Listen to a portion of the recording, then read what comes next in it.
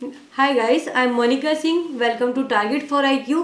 आपके सामने in short में एक क्या बताने जा रही हूँ। आपको पता है हरियाणा की वैकेंसी आई है, तो सबसे पहले पीटी के लिए मैं आपको बता रही हूँ हरियाणा जुडिशरी का क्या सिलेबस है।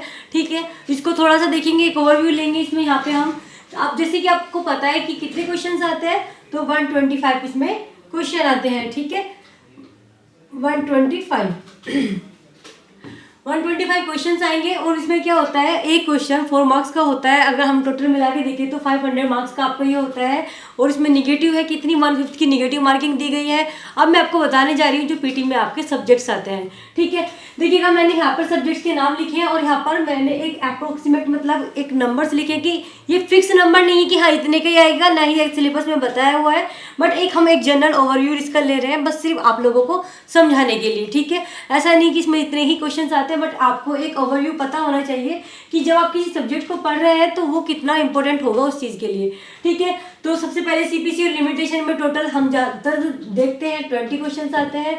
ठीक है, एविडेंस एक्ट में कितने हैं, 15। ठीक है, evidence CPC, evidence CrPC, IPC, इनमें सब में 15 ही होते हैं। ठीक है, 15 और 15 क्वेश्चन इसमें आते हैं क्योंकि मेजर एक्ट में से ज़्यादा क्वेश्चन आपके बनते हैं।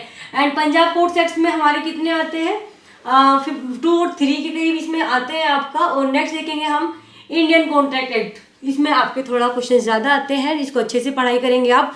क्या है आपका 10 to 15 क्वेश्चन इसमें आते हैं इंडियन कॉन्ट्रैक्ट एक्ट में। ठीक है, फिर उसके बाद आता है पार्टनरशिप एक्ट। ठीक है, पार्टनरशिप एक्ट में भी आपके कितने होते हैं, 4 to 5 क्वेश्चन बन जाते हैं। And so sales of goods act में आपका 2-3 क्वेश्चन आते हैं। देखिएगा ये मैंने मेजर्स बताए, उनमें ज़्यादा क्वेश्चन आते हैं, आप उनको तो बहुत अच्छे से पढ़ेंगे, लेकिन ध्यान रखना जो माइनर्स है जिनमें छोटे छोटे क्वेश्चन आते हैं, थोड़े थोड़े की क्वेश्चंस बेशक आए लेकिन इंपॉर्टेंट आपको उनको भी बहुत अच्छे से तैयार करना है। ठीक है, सो 2-3 आते हैं, 2-3 के करीब एसआरए में 4 to 5 क्वेश्चन बनते हैं। ठीक है, हरियाणा का एक एक्ट आता है आपका control of rent and eviction वाला, Haryana urban control of rent and eviction act 1973 का है।